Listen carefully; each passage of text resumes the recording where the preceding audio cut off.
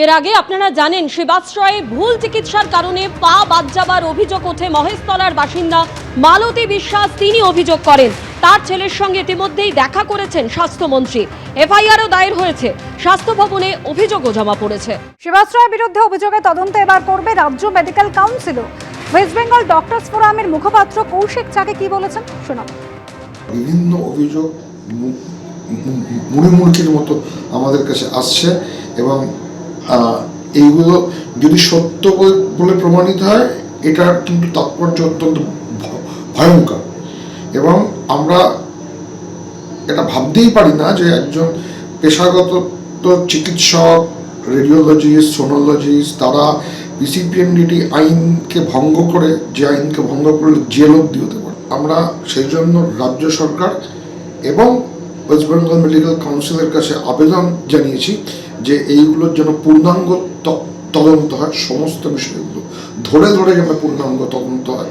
কোন কোন চিকিৎসকরা এর সঙ্গে যুক্ত ছিল, অচিকিৎসকরা এর সঙ্গে যুক্ত ছিল, স্বাস্থ্য ভবনের কোন কোন ব্যক্তিরা এর সঙ্গে যুক্ত ছিল, স্বাস্থ্য দপ্তর এবং অন্যান্য দপ্তরের কারা কারা যুক্ত ছিল, সেই সমস্ত পূর্ণাঙ্গ তদন্ত করে যদি দেখা যায় যে কেউ এই অন্যায় কাজগুলো করেছে তাহলে কিন্তু তাদের মেডিকেল কাউন্সিল থেকে তাদের চিকিৎসার রেজিস্ট্রেশন বাতিল করা উচিত এবং তাদের যথাযোগ্য শাস্তির ব্যবস্থা করা উচিত। 21শে জুলাইয়ের আগে তৃণমূল ছাড়ছেন মনীশ গুপ্ত।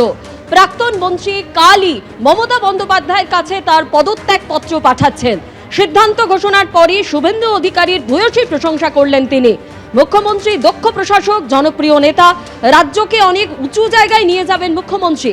ইস্তফার সিদ্ধান্ত জানিয়ে মুখ্যমন্ত্রীর প্রশংসায় মনীশ গুপ্ত। মনীশবাবু, আপনি তৃণমূলের সঙ্গে সম্পর্ক কি ছেড়ে দিলেন? আমি তো তৃণমূলের সঙ্গে নেই, আমি কোনো পলিটিক্যাল পার্টির সঙ্গে নেই, আমি রাজনীতি ছেড়ে দিয়েছি তো। কোনো পার্টির পদে নেই, কোনো তৃণমূলের নেই, আমি কোথাও নেই, কোনো রাজনীতিতে নেই। আমি দক্ষিণ কলকাতা এখন অন্য বৈষ্ণব চট্টোপাধ্যায়, রত্না সুর এদের দিয়েছে, আমি তো বাদ। বিগত 5-6 বছরে তো আমি কোনো ভালো কোনো পদে ছিলাম না। আপনি মমতা বন্দ্যোপাধ্যায়কে জানিয়েছেন? আলাদাভাবে কিছু জানাইনি, আমি পরবর্তীকালে চিঠি নিশ্চয়ই পাঠাবো। এখন উপস্থিত আমাদের যে নতুন মুখ্যমন্ত্রী এসেছেন উনি তো দক্ষ প্রশাসক এবং উনি